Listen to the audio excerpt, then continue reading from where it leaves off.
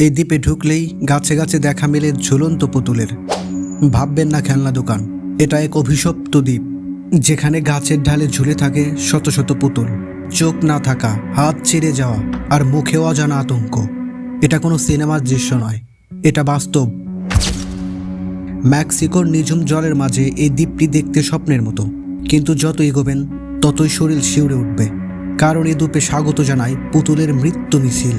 প্রতিটি গাছে ঝুলন্ত পুতুল, যেন প্রতিটি পুতুল এক একটি আত্মা। কারো চোখ ফাঁকা, কারো পা নেই, কারো মুখ বিকৃত, যেন নীরব আর্তনাতে মুখর গোটা দ্বীপ। এই ভয়াবহতার নেপথ্যে আছেন ডন জুলিয়ান সান্তোনা বেরেরা। একদিন খালের জলে ভেসে ওঠে এক মেয়ের মৃতদেহ। তারপর থেকেই তিনি শুনতে পান এক কিশোরী কণ্ঠে কান্না, আমার পুতুল চাই। সে আর্তনাতে সাড়া দিয়ে ডন প্রথম পুতুল ঝোলান গাছে। তারপর একের পর এক, যেন পুতুল নয়, আত্মার প্রতীক হয়ে উঠতে থাকে সেগুলো।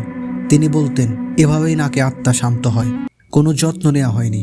সময়ের সঙ্গে সঙ্গে পুতুলগুলো হয়ে উঠেছে বিকৃত, ভয়ঙ্কর আর বিভীষিকাময়, যেন প্রতিটি পুতুলে আটকে আছে কোনো দুঃখিনী আত্মার অভিশাপ। আজও পর্যটকরা এখানে আসেন, হাতে করে আনেন নতুন পুতুল, রেখে যান গাছের ডালে।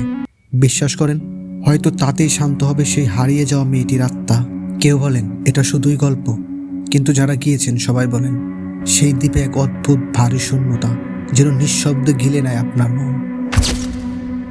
আপনি কি সাহস করবেন সেই দ্বীপে পা রাখতে, যেখানে বাতাসে ভাসে কান্না আর গাছে গাছে জেগে থাকে পুতুলেরা?